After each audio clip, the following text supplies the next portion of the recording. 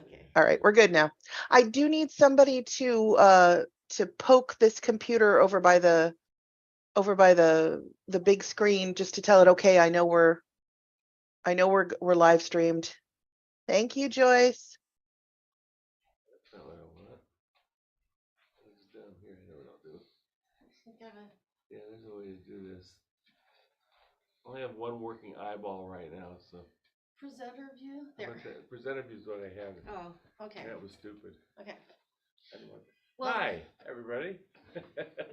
Welcome to Adult Formation for January 2023. It's the Episcopal Handbook, which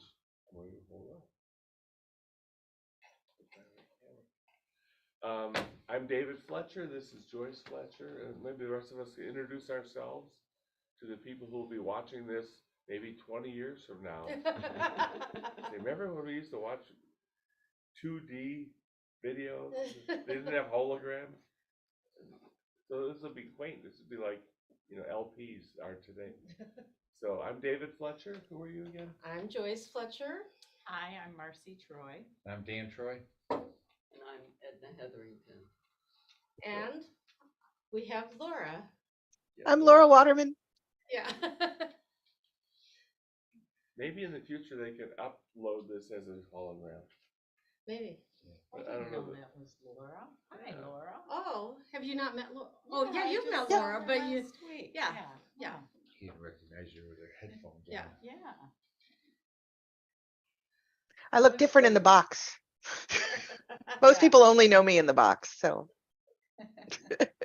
You need to break out of your box, Laura. So when you hear the handbook, this is the revised edition. All the errors were gotten rid of, I guess. Let's hear this. 15. Yeah, 2015, Mm-hmm. which, in my world is a new book. And if you want to order one for yourself, be careful what you order because I like this one that I ordered that's like the ones the church has. But then I ordered one for David and it has the square corners. I think actually Maybe it's you the like this. If you like the square corners better, then rounded corners then are just- cooler. look. Yeah. How do These you are know round. when These all ordering round. that it's different? Does it say? I think it had a picture, but I just didn't really register You weren't that the careful, were you? corners were square. Because I had bought one a while back and he's like, I need one. And so I just ordered it on Amazon and that's what came. I wonder if the new one is coming with square corners. I ordered this like 6 months ago, less than 6 months ago. But you ordered that one when? And Yeah, but I when just did the think it church get depends it? on who's printing it or, Okay, Whatever. interesting. Something else for us to pay attention to. yeah, right. Okay. Great. So you wanted to know why this would be written, published and purchased? That's what I was wondering. I mean, what's the point of this? Why would somebody need a handbook? Does every church have a handbook? Well, one of the things I've noticed at St. Mark's, I don't know if this is true everywhere, but I think about more than half of the people who come here were not raised in the Episcopal Church, and so they want to know. But even the people who were raised in the Episcopal Church don't always know some of the detail stuff. Well, it depends on where you come from and whether you ever were an acolyte or did Yeah. anything Right. in particular in church. If Mhm. you're just sitting there, you might not really get it all. Now, you started going to an Episcopal church when you were pretty young, didn't you, Edna? Well, my mother was brought up Episcopalian, but Uh-huh. my parents escaped to California because of World War II. And they both just quit going to church Mm-hmm. because they were no longer where their parents were. Mm-hmm. But later in life, when I was in high school, I think my father wanted to return to church, and the family started looking for a nearby church, and happily, the hideous development that has coated California with nothing but single-family homes had also caused an Episcopal church to be established near our house, and the priest happened to be a particularly wonderful help to my family. And so we started going to church again sometime during high school. Mhm. But my mother could always quote the prayer book, and she preferred in the Bible the wisdom literature, but we had a Bible at home. Mhm. And I used to want to go to church, and my mother would always let me go with friends. So I had the experience of going to a variety of odds and ends of churches, and what I was really interested in was the hymnals. Mhm. But when I came home from being at church, my mother would often ask me what was the sermon about, and so I learned to pay attention to the sermon. Mhm. Hmm. My dad used to ask us that just to make sure we went.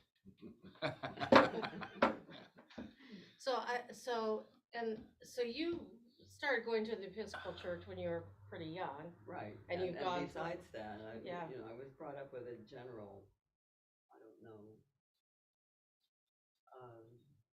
the kind of freedom that the Episcopal Church has, really. Come or go or Yeah. be a part of it, in one way or another. Mhm. Now, we're My family newcomers. was like that. We're newcomers. We've only been in the Episcopal Church since 1981, Right. So a little over 40 years. 41 years. But neither of us grew up in the Yeah. Episcopal Church. But you found the liturgy, Right. and that's one thing that people do. They walk in and find the liturgy, and if they've been Roman Catholic, they find the liturgy, only it's more open. Mhm. And people can be confused about what kind of church are they in when they suddenly discover that the priest has a wife. Yeah. And downtown, when you're going to one of the cathedrals, you may make a mistake and go to the wrong one and be confused. Well, I grew up Baptist, and so what drew me really was I was a theater major in college, and I was in a religious drama company, and it was liturgical drama, and so I was drawn into the liturgy through Story. theater. Yeah. And David's experience was a little different, but so. Well, I went to the University of Illinois for my doctorate, and the philosophy department is in Gregory Hall, and right across the street is a beautiful little Gothic chapel of St. John the Divine, which is the Episcopal chapel there. And this was new to me, but I was really kind of intrigued by it. So I would go over there and just sit there, or I'd be there for a midday service or something, and I kind of got drawn in. Some of it's the architecture, some of it smelled churchy. Our church also smells churchy, like old incense and wood polish and that kind of thing. But And also you had an advisor who was an Episcopalian, and I think that also influenced you. well, the surprising thing in the philosophy department is they went to any church at all. Right. It was not the most religious group of people you'd ever run into, but yeah, he was an Episcopalian, and that was encouraging. And we should welcome Anne, and I don't know if Mark's there with you, Anne, and Josh. But Marcy, what did you? My history. Mhm. So I am what I believe is called a cradle Episcopalian. Mhm. However, when you mention that some Episcopalians may or may not know this stuff, my parents were not raised Episcopalian, and they came to being Episcopalians as a compromise, because my dad was Roman Catholic, although I don't really think he was practicing, and my mom was Lutheran. So they kind of blended together and made Episcopalian, but they didn't know all the traditions. Mhm. So, I was never taught to cross myself, for instance. Mhm. Never. Right. Well, there used to be high church and low church. Right. And a lot of those little things that are called high church, or used to be called high church, Right. are more like Roman Catholic practice. Mhm. Right. Pieces that were retained during the Reformation. Yeah, there are churches where no one crosses themselves, no one bows to the altar. Mhm. much different. Right, and I feel like some of like the bowing used to be more common like 40 years ago, Mhm. and it's kind of fallen off, I feel like. Like everything else. Kind of, yeah, it's like what happens with wedding traditions, like no receiving line, like that kind of thing. Mhm. But I remember, when I was being confirmed, we were taught you don't eat before communion. Mhm. Well, Yeah. now doesn't seem to be the case, Right. which is probably healthier, Right. you know. You have fewer people passing out during church. Yeah, Yeah, exactly. Especially if you go to the What's 1 that? o'clock It, service. it depends on, what time church is. Yeah. Right, that's a- Right. Yeah. right. That's the real reason I want the 8 o'clock to come back, because then I can be more pious than everybody else, Yeah. but with that less effort. Yeah. I do like. Uh-oh, you admitted it. I do Sounds like. Episcopalian right I there. do like when I can be more pious than everybody else. Right, yeah. It's getting harder. Well, And- Go ahead. I was just gonna say that I think when I talk to people about my church and I'll say, well, my priest, and then my next word is she, Mhm. because we've been in churches with female priests, people like do a double take. What do Right. you mean your priest is a she? Yeah, You right. know? Yeah, things are opening up. Haven't you heard? The Pope's cool with it. Yeah, yeah. So yeah, there's obviously a lot to learn. Now, not everybody has the library of books I do, and that shows that there's something wrong with me. I think I've got a whole bunch of books. I've got the prayer book commentary and all those things. But it's a lot of interesting stuff to know, and kind of fun stuff to know, I guess. Well, at our previous church, we went to St. Mark's in Geneva. David's knowledge of liturgy became legendary to the extent that they asked him to write a weekly commentary on the liturgy in the bulletin. And what was my And- title? And they gave him a title, the parish liturgist. right. So So, there you go. so he likes all the little detail stuff. I don't know, Dan, Josh, and any of you want to add anything about your background Well, and I was what you know? raised Catholic, went to Catholic schools, went to church every day, to mass every day. That's why you're so holy. Right. And went to a public high school, but still went to church on Sundays. Because if you're Catholic and you miss church, no matter how good of a person you are, if you miss church and get hit by a car and die, you go straight to hell. Yeah. I always thought that was a little upsetting. But the church started changing rules, and I always thought, to me, that they were changing rules to keep attendance up. They weren't changing rules for any other reason that people are upset with it. And just slowly got away from everything, just got away from church.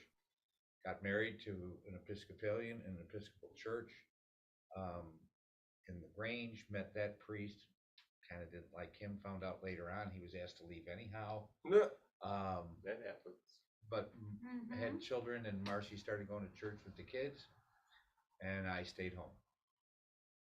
Didn't have any interest. Would take up a seat that you needed on Christmas and Easter, right in the front row. Yep. Um, and liked what I heard in an Episcopal church. I knew the mass. It's Yeah. no different. Right. It's not Yeah. not a different anything. Sermons were different. We were used to sermons, and the priest, when I was in school, the priest never brought the sermon, or they never brought the gospel to today. Mhm. They just repeated what he just read. I mean, what are we doing here, And a while into, when my kids were in high school, Marcy decided to leave the church that she was going to she said that her religious needs weren't getting fulfilled, she went to a different church. She came home. She told me that I would love this priest, and she said I go, brother. Uh, What? and so I went with her, and she was right. Marcy was right. The priest was a good fit. The church was a good fit. Wasn't too into the happy hour afterwards, but found out that's where a lot of the connections came from, was after church.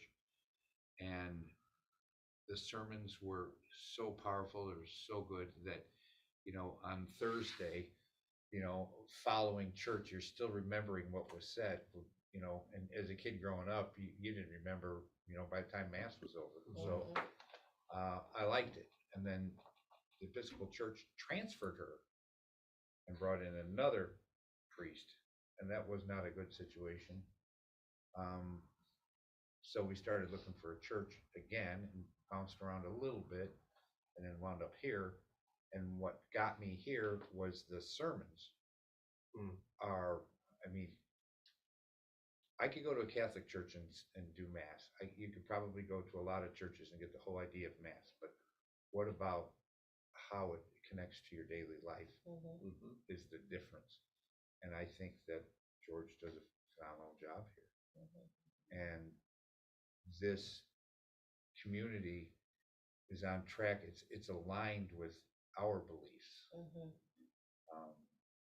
The only thing that our other church had that this one doesn't have is more diversity. It was a very diverse Right church. here in Glen Ellen, of course.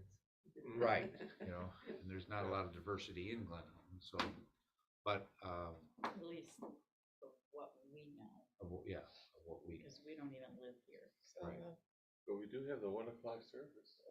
right, and that, we've been to that. It's nice, I mean, it's cool, so. Would you say that's diverse though? But Hispanics are, Oh, man. Latino, No, there's, It's all one. but you put us all together, we're a diverse church in that Yeah. respect. Two of us. Yeah, Well, I mean, it's not a separate church. We are together, but the language barrier is quite Right. severe. it is. And I think also the social situation barrier is a severe Yeah. handicap. And a lot of people have to come from a distance to come here Right. to the Spanish service. But we're just about to start having Spanish lessons for people that want to learn to be bilingual, which is of course very tough for us monolingual English speakers in America. Right. Yeah, my son is doing, what's that thing he does? Every day? Oh, Duolingo. Duolingo, yeah. But he's learning French. Yeah. I tried doing that before I went to France, and That's why he started it. He Yeah. went to France and he started it, and then he got home, figured he didn't get very far, but he's a year into it, so. Yeah. he's In getting an it. public way. Ooh. Language learning ought to be before children are 8 years old. right. And the United States is very No. bad about this. Yeah. I know families that do that. Yeah, our It's nephew. hard to do it in a family. When I learned a lot about it because my daughter-in-law, I live here because I'm next door to my son.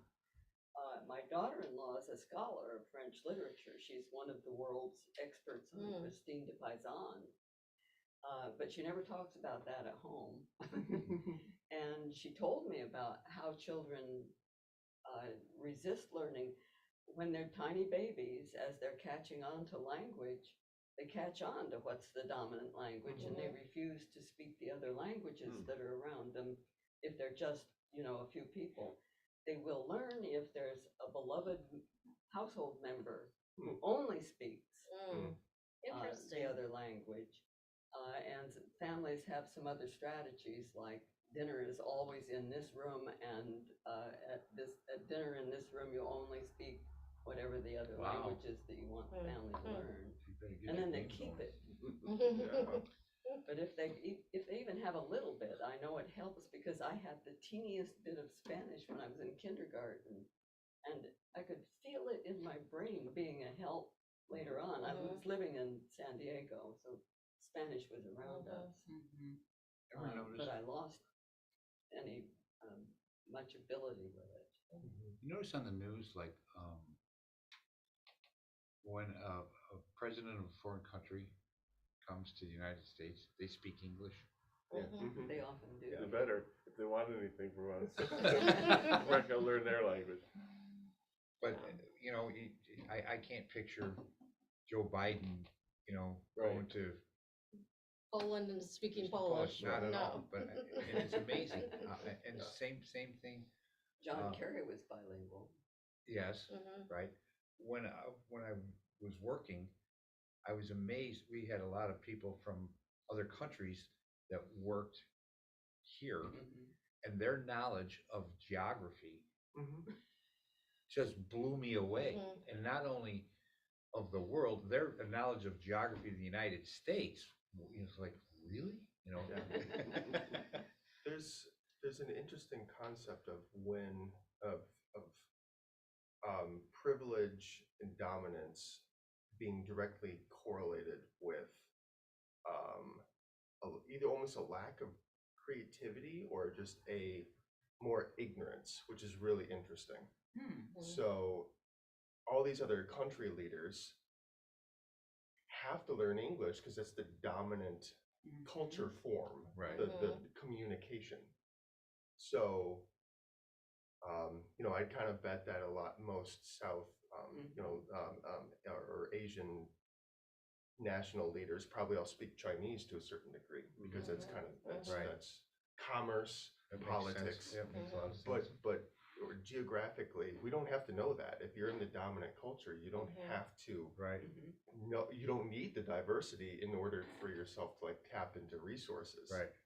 And because we're an English-speaking country that's separated from other countries so much, you know, like in Europe, Yes, we have. you know, those the different- the countries are close to each other, and so even people who dominantly speak French know a little German and know a little Spanish, and a little Italian, you know, because They're they're doing close. business or they're right. It's kind of like I know a little Indianan. Right. Sure. Hey, I know some Wisconsin, I'll tell you right now. Right. You're doing well with it. I'm working on my Wisconsin, yeah, it's Yeah, pretty good. yeah. You bring it down a little bit over there, it's okay. Hey, So let's go. let's go to the next slide. I want to Okay. point out, I saw that this book was originally written or published in 2008. So Mm. that's still not that No, old. no. No. There have been other books, there was a series, I forget what it was called, but there's a series trying to explain a lot of these things, a lot of what Episcopalians believe and what they do. I'd have to, it's probably here somewhere on the shelves, and so that was kind of doing it, but I think this is nice because it's in one little resource, you know, it makes This it. is small and it's really addressed to figuring out what's going on around you when you enter a congregation. Yeah, I have a book called the Episcopal Dictionary of the Church. Right. Which is really a whole lot of information, and if you really want something, you'll find it there. But then there are a whole lot of other resources. Years ago, I caught on about saints, and I bought a set of Butler's Lives, and this goes way beyond the Episcopal Church because we don't go for some pope deciding that somebody is actually in heaven and talking to you and all of that. But the stories about saints is what got me, and I like stories. It's one of the reasons I like the Bible because of the stories. And saint stories can be astonishing and hilarious. I've always enjoyed about Saint Brendan celebrating the Eucharist on the back of a whale. Yeah. And you really want to learn about Brendan, and when we had a conversation one day when people started talking about how they used to get their throats blessed in the name of Saint, who is it that blesses throats? I can't remember. I looked him up, and he had a whole story about wolves in a cave and Smoker. Right, yeah. miraculous cure. Fascinating. I'll do a quick 5 minute of my background just so that you two know. Right. They've heard this plenty of times. Not enough. Yeah. So I was raised Baptist.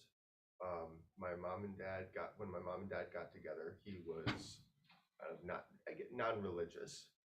He had a lot of interactions with different, negative interactions with a lot of different type of Christian clergy. But my mom was raised Wells, Wisconsin, Lutheran Synod. And so it took a while for them to kind of figure out what was important to them in their faith. They'd use different words like really finding the truth. Right. But as time went on, we went to a handful of different Baptist churches. So that was my formative all the way up into high school, various Baptist traditions. I was always interested in theology and church history, so this kind of stuff has always been really interesting and important to me. I did undergrad in history and theology, and then started reading like some patristic stuff, which is really early Christian writings. And I was like, uh-oh. Emphasis on Eucharist, bishop, and church. Where did that go? Why was I never told about all this? So doing that, and then also some other stuff, philosophy and postmodernism. So bringing back ideas, a sense of the sacred, and kind of how you can have this kind of heaven and earth coming together. Those two. So it's kind of interesting. Patristics and postmodernism were kind of what got me reinvigorated in this stuff. And so coming here was a lot of important things happened with my beliefs about, especially about being open and affirming with all types of gender expression and sexuality. That was happening. So it feels like for me, it was a confluence of so many of what I felt my eyes were open to, like better biblical interpretation, better, like more honest theological assessment. And it was right here. So it was kind of a city on a hill for me. Right. So I love it. And you've been a blessing to us. Hey, good. That shield, I'm sure you've seen it, Mhm. was adopted in 1940. So before 1940, we didn't have that. I don't know what we had. By the Episcopal Church USA, which is not the name, by the way. What is the appropriate name of the denomination? At least the official name. We're the what is domestic missionary or Missionary Society. missionary is society, The main part of it. but also the Protestant Episcopal Church. Yeah, But we don't. we are yeah. PE. Yeah, we don't care about that anymore. No. And that is a very cool shield. I thought it was recently too that some synod adopted like an official alternate was just the Episcopal Church USA. Yeah, I think that's right. Okay. Well, there was a time in the middle of my life when somebody at the top made it a rule for everybody that they ought to get the sign that says the Episcopal The church welcomes you. Mhm. and get them in places so that people could find the Yeah. Episcopal Church. Yeah. Because Yeah, finding an Episcopal Church can be a problem. I've noticed there isn't a sign for us. Is there? We've had one out here On in that the corner. past, and I'm always watching my feet But these is- days, so I. Yeah, is it the one though that says the Episcopal Church welcomes you? I don't know if it's I don't so I think think so. that might be on the door. Goodness. I see those all over Yeah. Yeah. the We see them a lot. area. I Mhm. mean, we even see them, we saw them when we were in, Eureka Springs. Well, when you start looking for them, you In can New still find England. them. Like that one. yeah. Yeah, we see those, Oh, we I have it out see there? those all over the place. Is it this sign though? That's for All Saints Is it Church. that, I mean, does it look like that? The Episcopal Church is on the top. The shield is a lot bigger and Oh, welcomes you okay. is in italics on the Okay. See, the problem with that though is you have to have already found the church. Right. If you're gonna see the sign. I see, why is Yeah, it that, well, I can spot a Methodist church by the architecture. They have a tower, a square tower. Yeah, they Mhm. did that. Yeah. And I don't Although know the why. more modern ones don't. Right, but an As older well. one. Because recently you said, oh, that's a Methodist, and it was something else. Was it Oh. Wesleyan? Huh? Was it Wesleyan? I Wesley think or it was Wesleyan? out on our trip to Acadia. Mm, I think yeah. it was Mhm. somewhere. Wesleyan here would in probably be a Maine. little simpler, I think, because I guess so. they tend to Yeah. be not, you know, don't have that kind of resource. Money, yeah. Is when we go to, is that, when we go to Lake Geneva, is that Wesleyan? That is. Wesley United Methodist Church is It's a- the, It's a That's Methodist United church. Methodist, yeah. Yeah. Yeah, But they I- have it. They have that. but I see these signs all over Oh, the yeah, place. you do. And maybe when it's- you're looking for them, Yeah, you they're can find everywhere. them. Mhm. And that's, well, I had reason to study this about my professional society when they, somebody helped the professional society develop a policy to have a particular symbol, a particular headline, a particular typeface, a particular color in all materials so that it would be recognizable. branding. Right. right, Mhm. like My Starbucks. professional Right. society is extremely obscure. It's the Construction Specifications Institute. But if you're looking for it, you can find it. He's right. Yep. Seems like you need one of those though. I don't know if I've ever looked for that either. No, I can't say I've noticed it. But You you know, know you- what, when we do see the signs, Mhm. like we were in just south of Nashville, and that's the oldest Episcopal church. It's the first, what do they call it? It's the I first church. think it was Franklin, right? Yeah, Oh, Franklin, Oh, yeah. mhm. Tennessee, it Right. was beautiful. Mm. But then while we're there, we see the sign, so we stopped and, you know, we were looking at it, and then the priest came out, Mhm. and that opened up a whole new conversation, so it was pretty cool. Had we not seen the sign, it would have just been another church, Mhm. Right.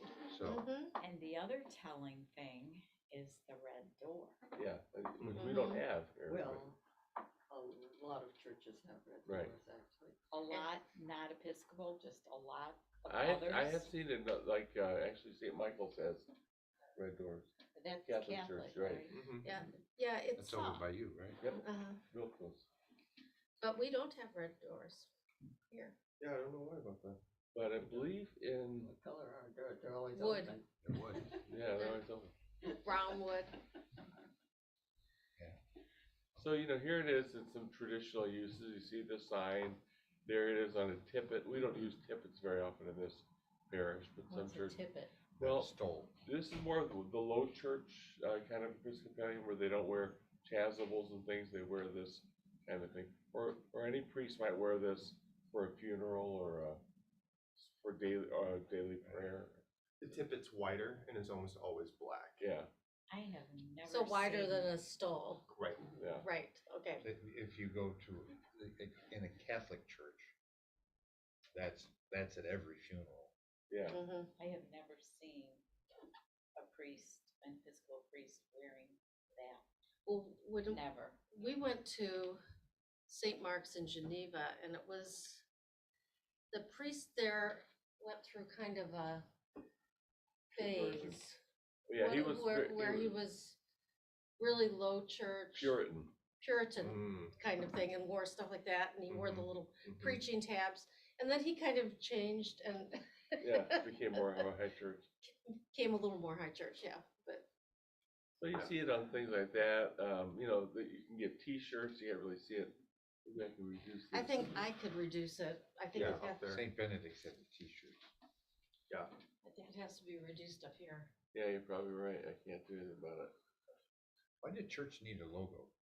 Just so you Branding, can recognize it? Yeah, so Yeah. people see I it. think it makes great sense for every organization. Mhm. Yeah, if you're looking for it in the world at large. Yeah. Oh, good, yeah, so there you can see the T-shirt, caps, you know, baseball cap with the Episcopal shield on it. I have an apron. Yeah, Joyce has an Okay. apron, Okay. there's a mug, I have one of those at I home. found that my granddaughter has on her backpack, a pin, you know, a message pin that says, I think it has the shield on it, and it says, still resisting fundamentalism since 17. Yeah, Right. yeah, that's great. I like She that. goes to St. John the Divine. And did you say that it's St. Michael's? Oh, yeah, we'll explain all that, yeah. Awesome. I've got, Okay. and then when we were at the bishop's consecration, then, when was that? Me? May, I guess? at the No, reception. September. October. Whenever it was. September, October, Yeah, yeah. at the reception, they This had fall. these cupcakes. Oh, that's nice. Huh. But there's more. Oh, I've seen the masks. face mask. It's, I don't know if you can see up there's a little Episcopal Yeah. shield on there. Uh-huh. Yes. That's a pretty, Oh, I'd like to have that like actually, a little stained stained glass thing for the glass. window. But the problem with that is if you have it so that it's the right direction with Yeah. in your house, the It's blue. the wrong direction. It's the wrong direction from For somebody the- seeing it on the outside. There's a So, story about that. so one time at our cake auction that we have at the annual meeting, I bought a cake that Phil Adler had made that had the Episcopal shield on it, but they had theirs hanging in a window so that it would look right from the street. Mm. And so when he did the cake, Oh, he kept he looking had, out in reference. he had the blue square on the right Oh. instead of the left. Oh, boy. So It's kind a of a collector's novel. edition. So it's on It's like the cake. stamps. I that know was printed. we've kept that cake for 15 years. No. Now that, by the way, is an air freshener for your car. Oh, no. Oh, that's funny. Yeah, we really take this to extreme. There's something that I thought, oh, that's cute. And why, that Nice. says, that's the Texas logo down there. Yeah, well, air that helps to freshener. explain why something this tasteless would exist. Oh, David. I'm just kidding. But then the I sock, like there's a the repeated socks. logo on There's there. I think the next thing he's gonna show, I think Marcy should get. Leggings. She would be so cute in those.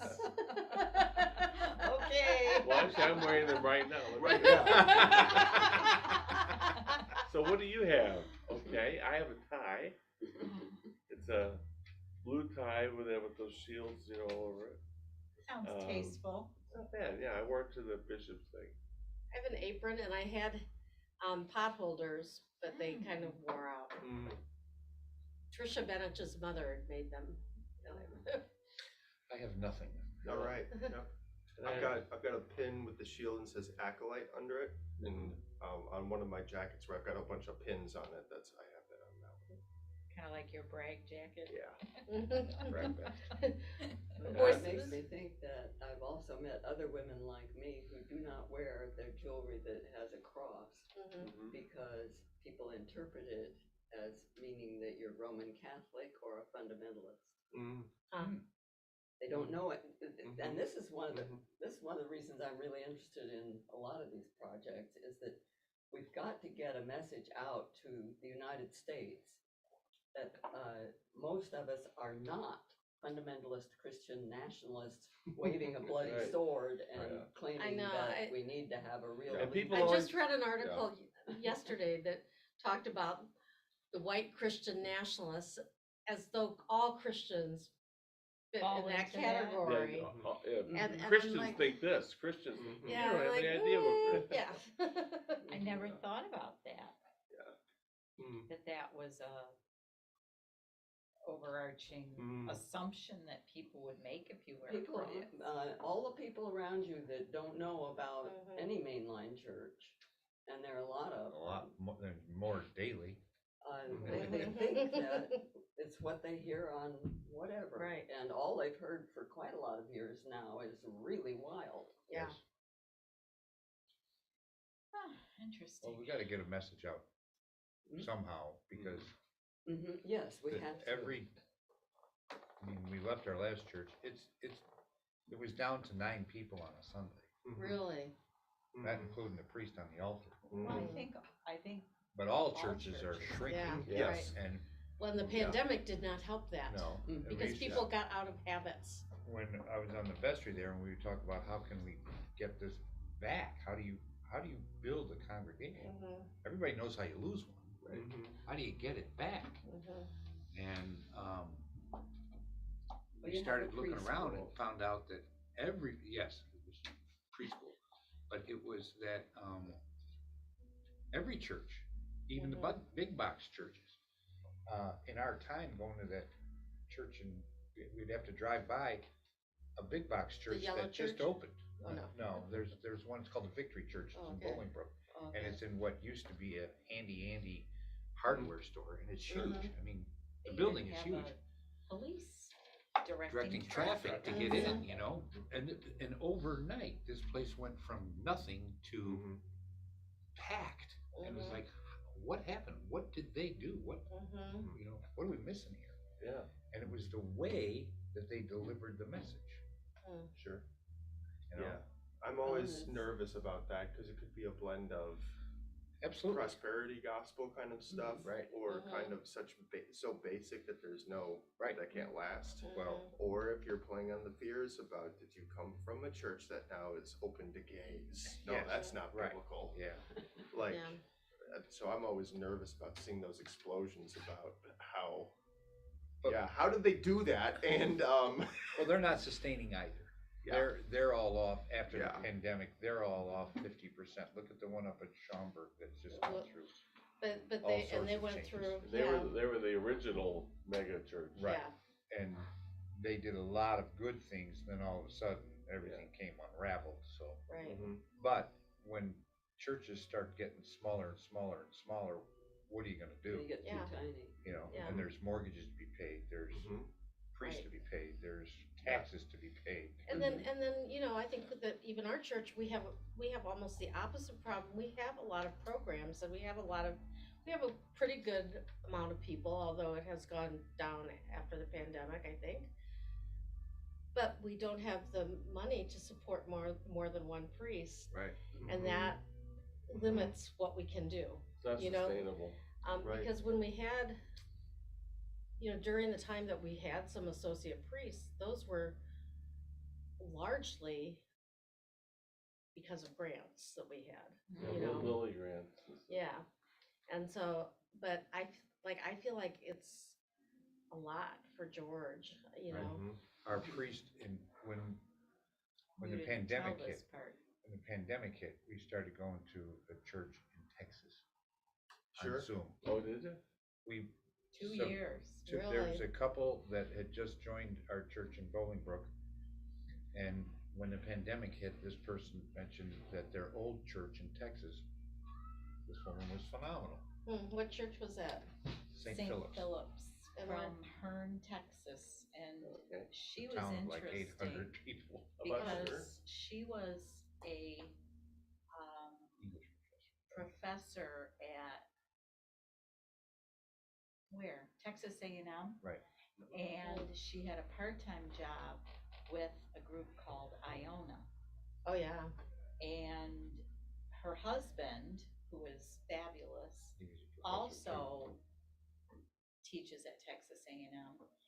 And during our 2 years with that church, she left Texas A&M, and now she is director of Iona for a certain region. Oh, really? Full-time, and I had this discussion with her, and Iona trains people who want to be priests, non-stipendiary priests, but they also have to work with the congregations, and that's like a 2-year process because there's differences, I guess, when you have somebody who's in a non-stipendiary position. Pastoral care would be missing.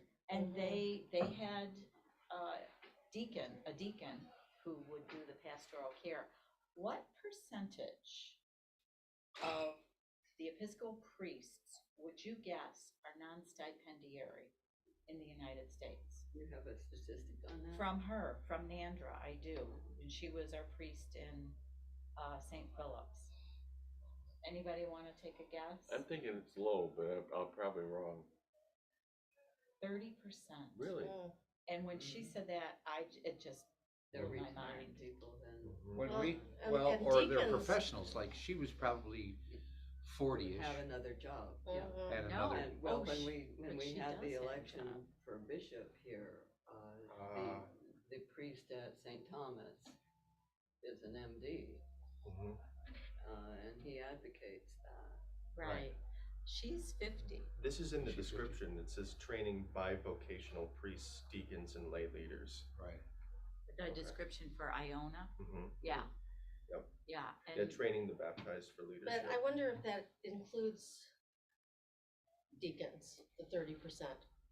We say because, clergy. because that would deacons are make sense. typically, because deacons are ordained as deacons, you know? I don't think so, because I remember she used the She was term talking about priests. priests. The diaconate is another, I was on the Commission on Ministry in Baltimore in the Diocese of Maryland. And we had plenty, one of the glories of going to the East Coast is getting among a lot of Episcopalians. Right. Because the church Right. started out there. Yeah. It was a rich church at one time.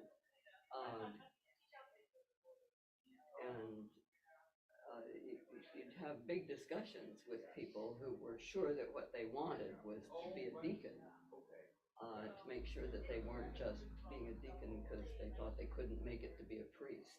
It resembled a lot the conversations that my husband and MD, my children's father, used to have with young women about you don't have to be a nurse just because you think you can't be a doctor. If you really want to be a doctor, you can be the one in charge. So when our son became a nurse, we had to have another very interesting conversation.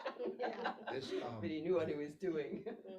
is at the church in Bolingbrook, when the congregation kept shrinking, and they replaced the priest, and then we had to go to straight supply priest. And I think that church was a mission church. Then it It wasn't. Yeah. It changed. It changed, and from right a- after she got it changed from a mission church to whatever they call it after. Self-supporting or. Self-supporting, that's when they transferred her out. Well, because generally the Episcopal Church doesn't transfer people. But if it's a mission church, that can happen. Yeah, But the Episcopal Church, the way you pick a priest, like, your priest like is the- called a the- priest like- in charge. yeah, like the Episcopal diocese could not transfer George from this. Right, maybe transfer's not the right word. But But- they couldn't move, they couldn't but move, She was basically gone. They asked. made her an offer she couldn't refuse, I Well, think. Okay, and that's kind of different too. Yeah. Yes. Right, Well- because she went to a church in the city, and then she left the priesthood. No, she didn't leave the priesthood, she just doesn't have a church anymore. She Oh. now is concentrating on writing. Right. Oh. But it didn't work out because she was only there for 6 months. But when we had to go get a priest, the diocese is telling us it's an $80,000 a year package for the church our Right. size. Yeah. And Yeah, Yeah. we got 12 people going to church on Sundays. Yeah. And then, if you could find somebody that would do it for less, they wouldn't allow it. Right. well, we had a You had woman, pensions you had to pay, you had Yeah. insurance you had to pay. So Yeah. with that in place, then you go to a part-time, and part-time, they cut that way down, but then you don't have the pastoral care. Yeah. And then when you're trying to grow a church, Yeah. wait a minute, you're that's the taking out. situation what- Calvary Church in Lombard Yeah. is going through because they've had kind of half-time or supply priests. Are they Episcopal? Yeah. Mhm. Good thing about And we, supply about priests, though, 5 that's where we years found ago, we Clint. tried to Yeah. We use Clint a lot. Good. do a partnership with them so that we could like have our clergy kind of rotate through and do some stuff, but there It's hard to wasn't, do it.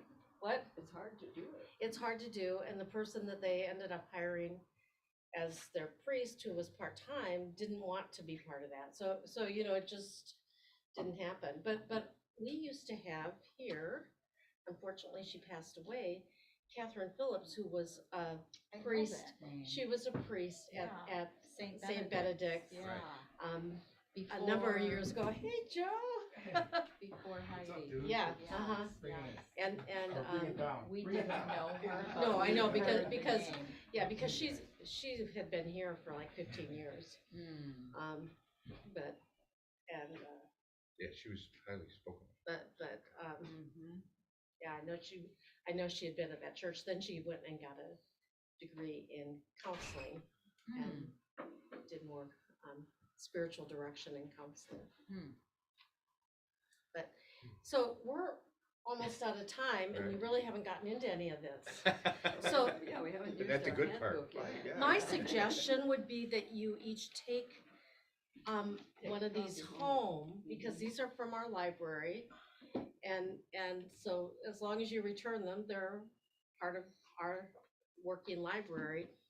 Unless you wanna buy your own like I did, but if you take it home and look through some of the topics and then maybe we can talk about topics that we each find interesting. Mhm. Yeah, that's You know, probably a good I like thing, is that. to try to get people to look at Mhm. least the table of contents. Right, because like when I was talking to Marcy, she's like, well, what really intrigued me was the one, why most Episcopalians don't kick the dog. I wanna know, could we jump to Oh, yeah, that? Is that a anything. short Yes, we have story? time for that. Sure, Anything we wanna do. so, There are I no love- grown-ups here, we can do whatever we want. Yeah. I'd love to hear that. so why most Episcopalians don't kick the dog is on page 57. Okay. No grown-ups. we can And it do says we whatever don't want. advocate hitting kittens or starting forest fires either. Okay, so a little bit of environmental Right. kinship.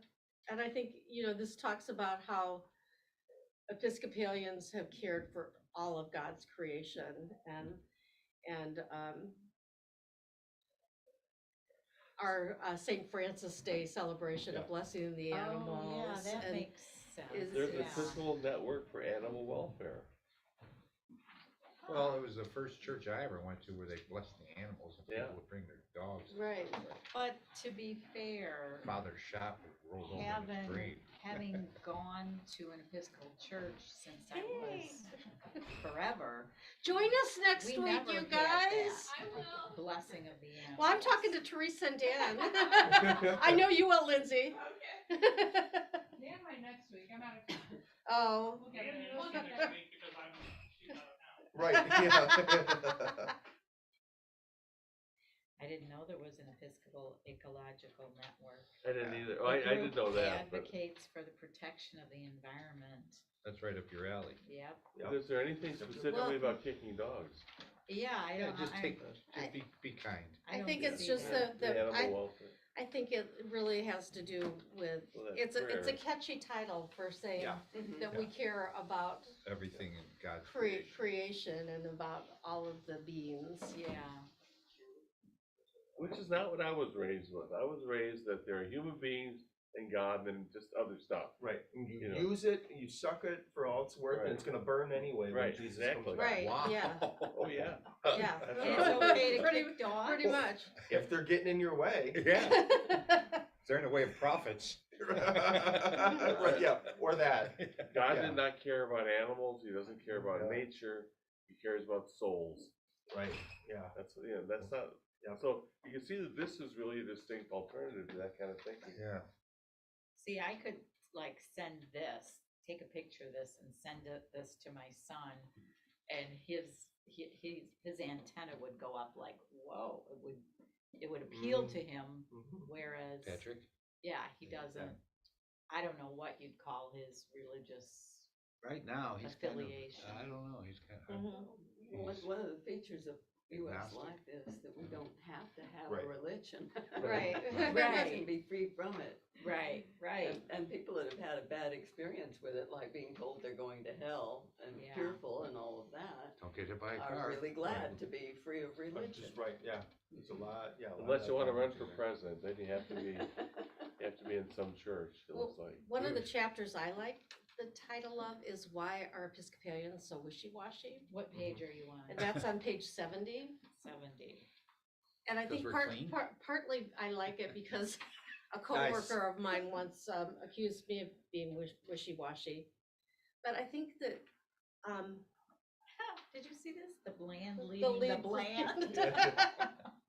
Yikes. I think it's partly, I think a lot of it, at least how I think of it, is our desire to be accepting and inclusive. Right. And I've learned more in the last 8 years about me mhm.